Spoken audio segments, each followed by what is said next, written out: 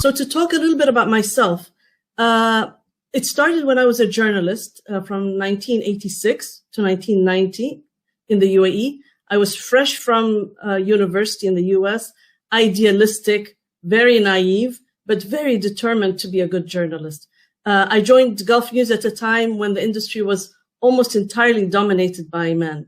There were a few women journalists, I remember, but many of them focused on some of the family beats like culture and, family, that sort of thing.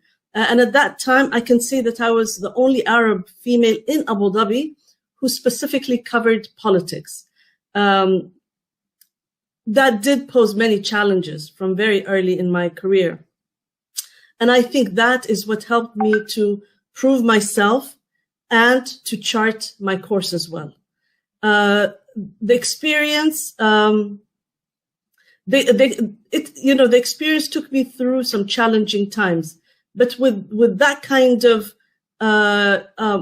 kind of situation, there are so many pluses, and it came with a lot of privilege.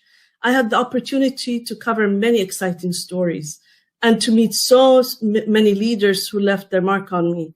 I met Sheikh Zayed, Nelson Mandela, Wilfred Thesiger, Yasser Arafat, Kofi Annan, Prince Charles, Lady Di, Jacques Chirac, and many, many other leaders.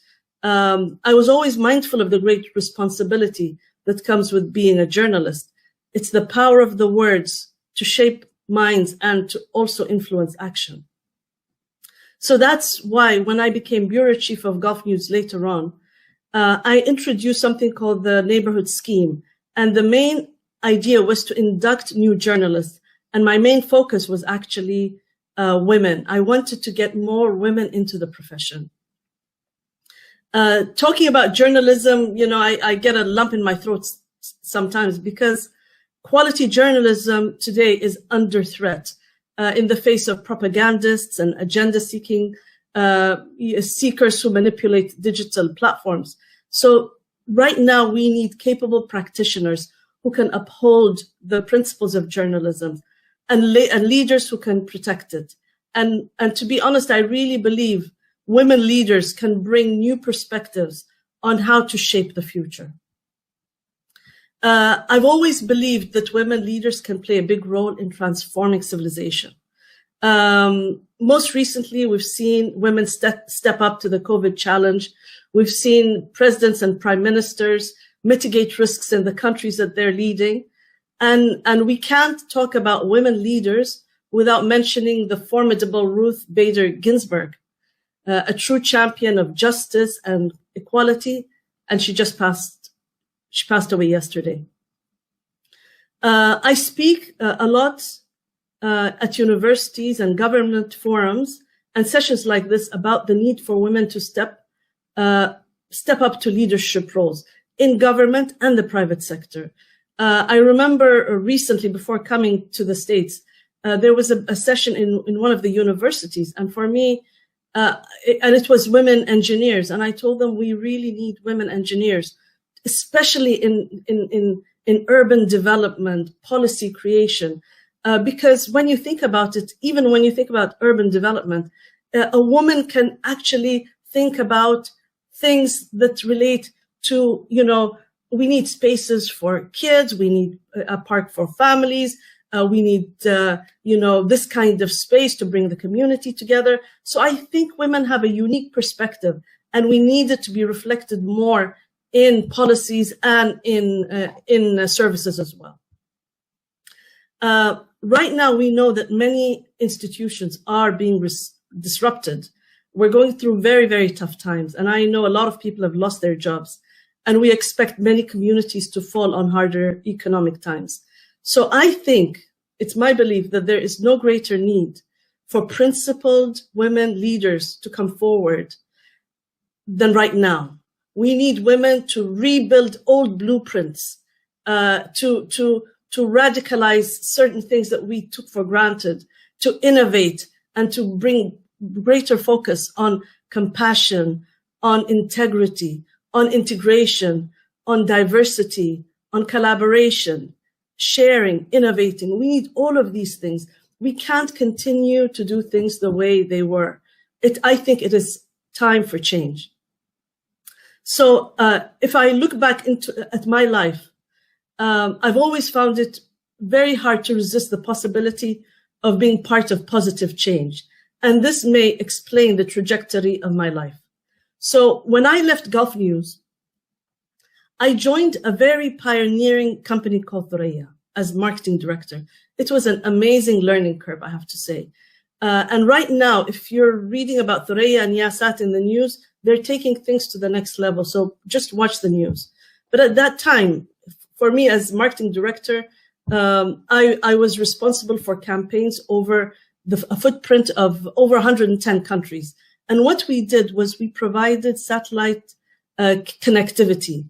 The reason it means so much to me was because satellite telecommunications covered remote communities. It empowered villages. It enabled businesses. It powered up schools and hospitals. And I was very excited to be part of a technological powerhouse whose business was founded on social good.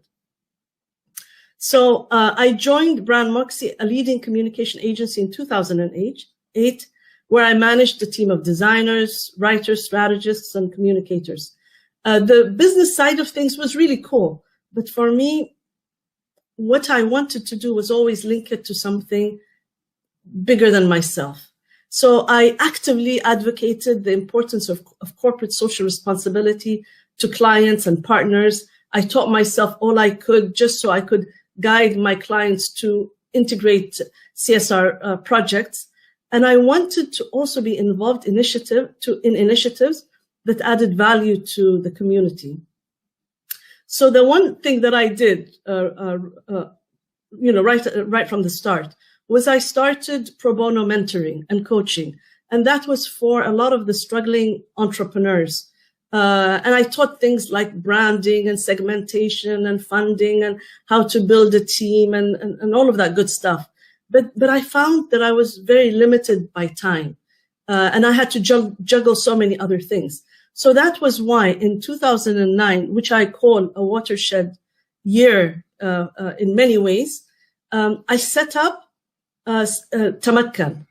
And the idea was to amplify my efforts to help SMEs. So I called my friends, professors in universities, my competitors as well, and other consultants. And I told them, let's come together to provide knowledge in a very structured way. So it was monthly seminars, and my focus was entrepreneurship, intrapreneurship, leadership, and innovation.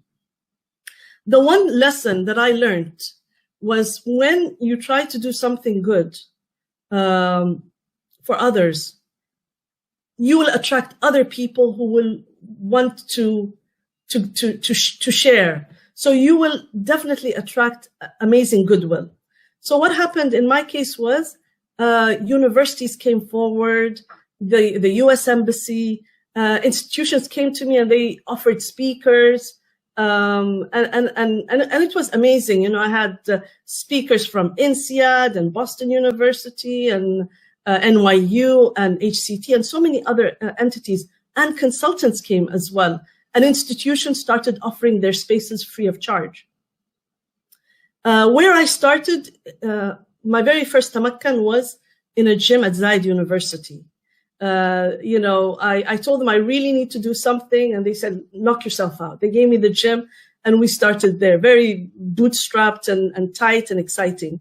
And then we moved our monthly sessions to Ma'moura Auditorium, which is a swanky space in the center of town.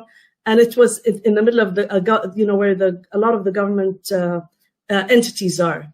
We attract, so that enabled us to attract intrapreneurs. Men and women who worked in those clusters who wanted to learn more about entrepreneurship, and they also wanted to apply some of these, the fundamentals of entrepreneurship to their own SBUs, the units that they were running in government. And occasionally we bumped into Sheikh Mohammed because his office was there, and he would just stop by and wave and show us that he supported us. Later on, I decided to to launch my own innovation space. I wanted to broaden my workshop for SMEs. We had so much interest from internships from university students. And I also wanted to integrate more women-focused boot camps. So I took a space at 2454, a large space, 320 square meters. And the space attracted amazing energy. We had artists, entrepreneurs, small businesses. They came to network, to collaborate, to co-create. Looking back, I realized when I was doing it at that time, I was really ahead of the curve. And the biggest challenge that I faced was lack of financial support to sustain something that was actually bigger than what I could do myself. Now, with the great awakening that is happening in the UAE, with the focus on entrepreneurship and startups and innovation, that would have been the best time for me to do what I was doing at that time. But 2 years ago, I decided to scale down and refocus my business. I decided to continue the Tamakkan sessions because they were just generating so much good for others. And I would bump into women entrepreneurs who would say, thank you for that session, 5 years ago in this place, because that really helped me set up my business, or it inspired me, or, I would hear stories like that. So I just couldn't stop. So I continue to hold Tamakkan seminars, and I collaborate with universities and government and institutional partners. And now, of course, because of COVID, we've gone largely digital. The other reason I say 2009 was a watershed year for me is because I also launched Tempo. It's a monthly magazine. It's there, www.feelyourtempo.com. And the reason that I actually set it up was because I wanted to connect people. So Tempo promotes social enterprises, creativity, diversity, and community engagement. I wanted to bridge cultural understanding, and I wanted to celebrate universal values that transcend race and gender. And I think the reason I did it links to the identities that I myself straddle. So I am an Arab of Yemeni origin. I am from Hadramaut. I am Ethiopian by birth. I'm American by nationalities. And most of my family, my extended family, are Emiratis, and many of them live across the world. I loved the diversity of Abu Dhabi. I love it, But at that time, what I wanted to do was I wanted to bring the various ethnic groups together. So I had an editorial team with contributors from all nationalities. And to this day, what we do at Tempo is we promote everyday heroes, and we celebrate the human qualities that bind us together. Another pivotal year for me, I think, is 2014. That was the year that I set up the space, the innovation space. But it was also the time that I launched two very important initiatives. One was the Smoothies, and it's thesmoothies.com. And it's a platform that promotes emerging filmmakers through short film challenges. The Abu Dhabi Film Festival had just got canceled, and budding filmmakers were disappointed that there were no avenues for their creativity and their film talent. And as a big believer that great ideas are not powered by money, but by innovative thinking, I launched something that was certainly much smaller, but that still managed to deliver some impact. And that was the Smoothies Film Competition platform, which runs 3 challenges every year. But this year, because of COVID, we've been a little bit constrained. So the Smoothies encourages filmmakers to produce short films about universal themes like gratitude and compassion and global causes like climate change. So I wanted this platform to link to the social good aspect.